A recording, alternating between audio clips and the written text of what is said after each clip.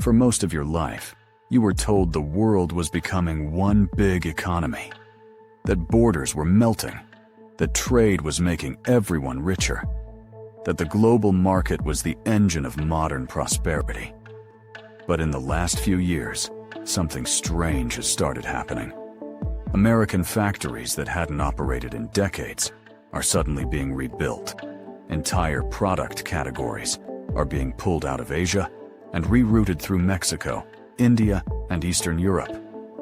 Governments that used to celebrate free trade are now paying companies to stay home. And it isn't just politics. It isn't just rhetoric. The physical map of how goods move around the world is being redrawn. Right now, in real time. Here's the question nobody is asking clearly enough. Was globalization always this fragile? Or was it never really about economics at all? You've probably felt it without fully understanding what was causing it. You went to buy a car and were told there was a 6-month wait. Not because demand dropped, because a factory in Malaysia couldn't get the semiconductor chips it needed. You ordered something online and watched the delivery estimate stretch from 3 days to 3 weeks. You walked into a grocery store and saw empty shelves where products used to be stacked floor to ceiling. Or maybe it's less dramatic than that.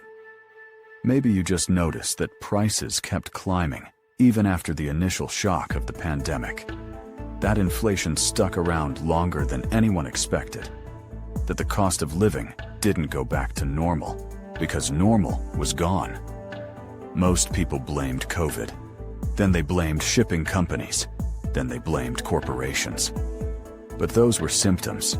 The disease was something deeper. The global trade system that the world spent 50 years building was not as stable as anyone admitted. It was built on assumptions that few people ever thought to question. The assumption that factories would always be running, that ships would always be moving, that the political relationships underpinning trade would hold together indefinitely. And the cracks didn't appear overnight.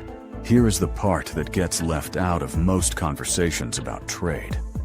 Globalization was never a natural state of the world. It was a choice. And like all choices, it was made by people with specific interests, specific goals, and a specific vision of who would benefit. For decades, that vision held together. Goods got cheaper. Supply chains stretched across continents. Companies found it cheaper to manufacture in Vietnam than in Ohio, in Bangladesh, than in England. But cheap wasn't the only thing that mattered. Power mattered too. And when the balance of power started shifting, when China's economy grew large enough to be a rival, not just a supplier, the logic of globalization began to fall apart. The hidden rule of global trade is this: free trade exists only as long as powerful nations believe it serves their interests. The moment it stops serving them, the rules change. To understand how this plays out in real life, look at Maya. Maya spent 15 years working in supply chain management for a mid-sized electronics manufacturer in Ohio.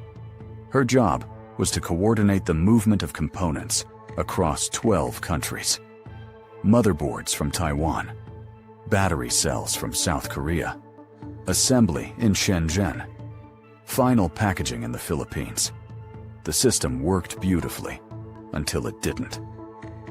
In 2020, when factories across Asia shut down during the pandemic, Maya's company couldn't source the parts it needed. Orders piled up. Customers demanded refunds. Revenue collapsed by 40% in a single quarter. But here's what Maya told her colleagues when they called it a black swan event, something unexpected and impossible to predict. She didn't agree. She said the system had always been one crisis away from breaking. She had watched, year after year, as her company doubled down on efficiency. Every time a supplier offered a slightly lower price if the contract was exclusive, the company took it. Every time a consultant recommended reducing inventory to lower carrying costs, the company agreed. Every time a logistics firm offered faster delivery if shipments were routed through a single hub, the company signed. She had seen it for years. The way every efficiency gain came with a new vulnerability. The way cutting costs by sourcing from a single factory in one country meant that if that factory went offline, the entire operation stopped. The global supply chain, she said, was built for profit, not for resilience. And she was right. Here is the first hidden mechanism.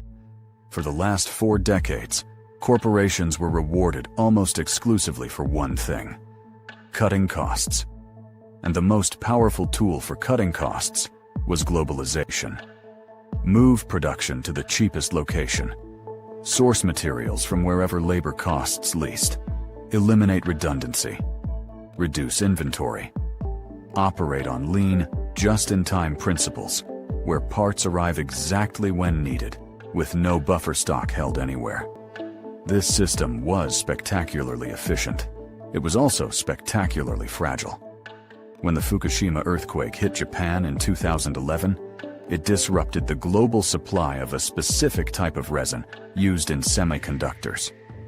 Factories in 12 countries had to slow down, not because of the earthquake itself, but because almost every chip maker in the world had optimized their sourcing around a handful of Japanese suppliers.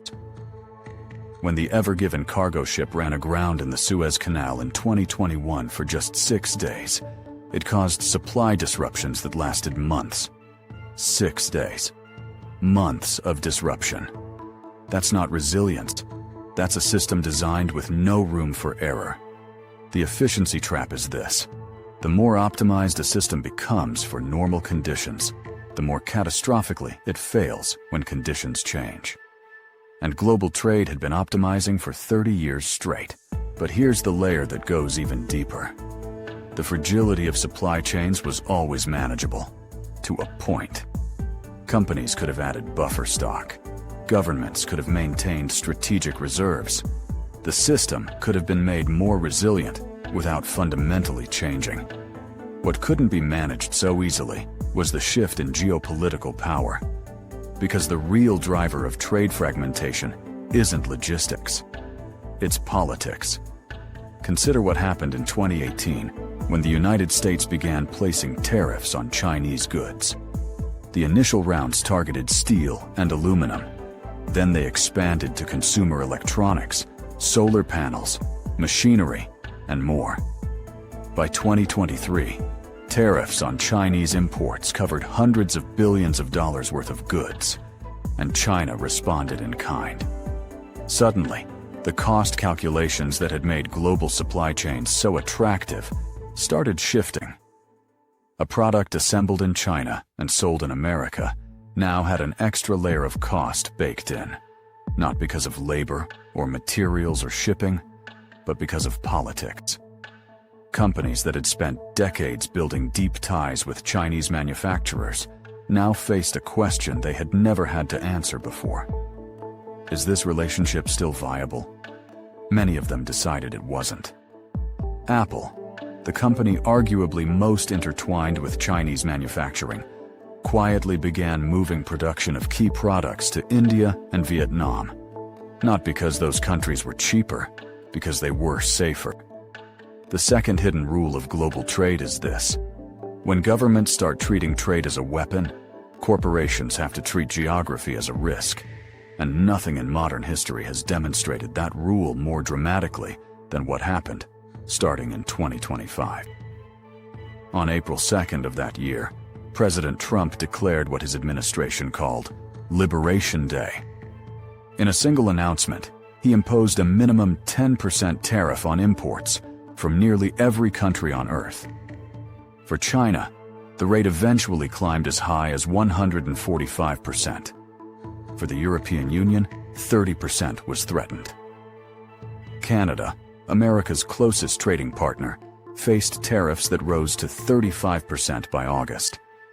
In the span of a few months, the average effective U.S. tariff rate jumped from 2.5% to 27%. That's the highest level in over a century, higher than at any point since the Great Depression.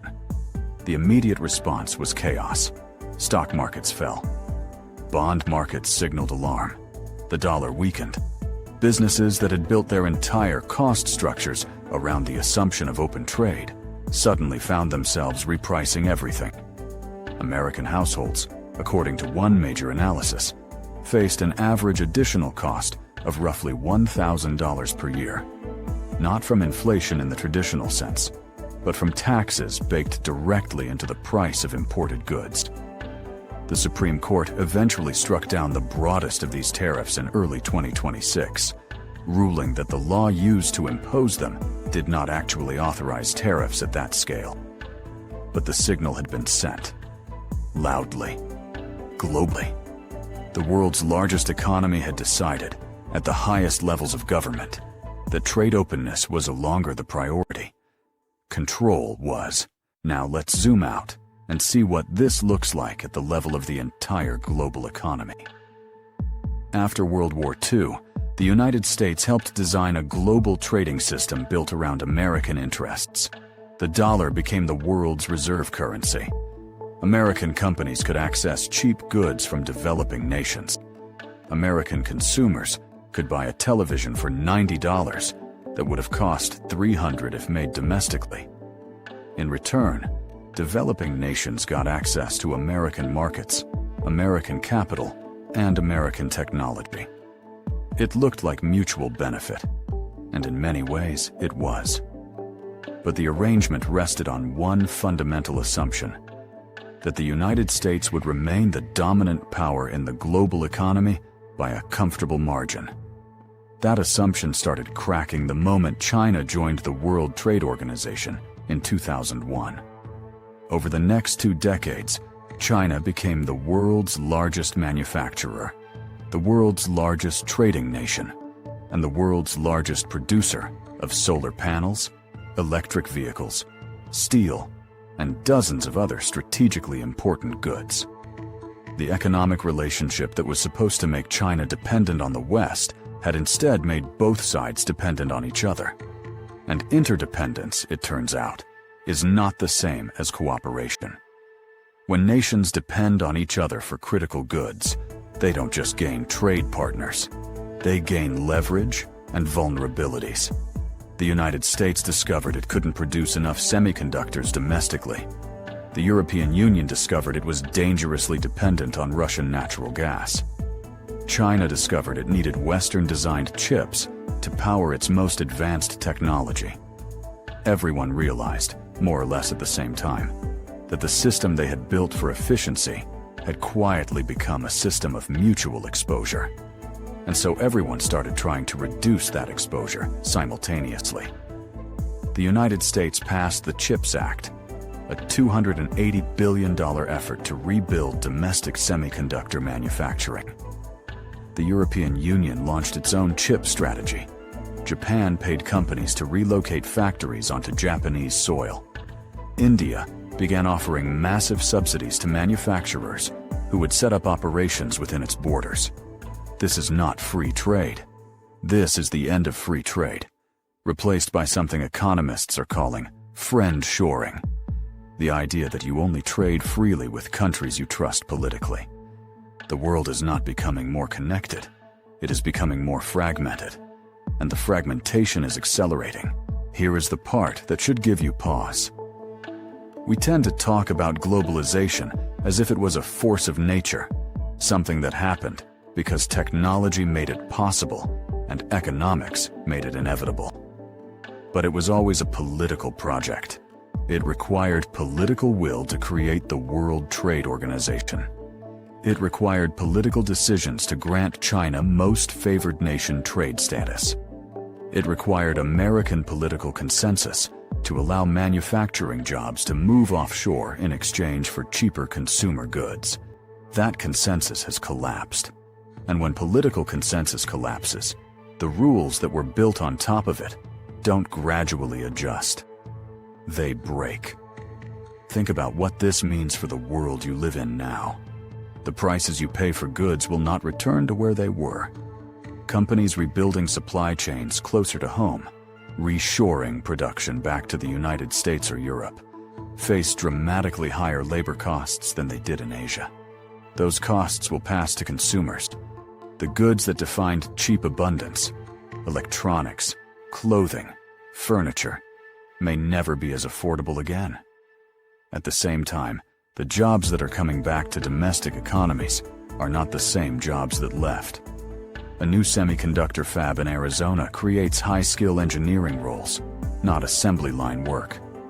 The communities that lost manufacturing jobs 30 years ago are not necessarily the ones that will benefit from their return.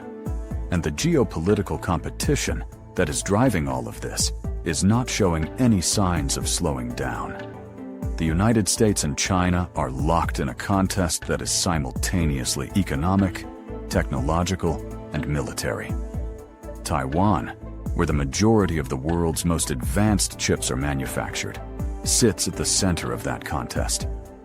If that situation escalates beyond trade into something more serious, the disruptions that felt shocking in 2021 will look minor in comparison. There is also a deeper irony embedded in all of this. The very nations that built globalization are now dismantling it. Not because trade was a failure, but because it was too successful. It created rivals. It transferred knowledge and capital to countries that eventually grew powerful enough to challenge the architects of the system. Globalization, in other words, contained the seeds of its own disruption. The world is reorganizing around blocks, and that reorganization will define the economy you live and work in for the next several decades. Maya left supply chain management 2 years ago. She now works for a consultancy that helps companies redesign their sourcing strategies for a fragmented world. She doesn't talk about it as a crisis. She talks about it as a reckoning. The global economy spent 50 years optimizing for one thing: the assumption that the world would stay politically stable enough for efficiency to be the only variable that mattered. That assumption was always a bet, and the bet is now being called. Here is the truth that most people aren't ready to accept. Globalization was not the natural endpoint of history. It was a temporary arrangement between powerful nations who agreed, for a while, that mutual economic benefit was more valuable than strategic competition. That agreement is fraying, not because technology failed, not because trade stopped making sense, but because the world's most powerful nations have decided that control matters more than efficiency, and security matters more than cost. The global economy of the next 50 years will not look like the one you grew up in. The question isn't whether the old system is ending. The question is, what will you build your life around once it's gone?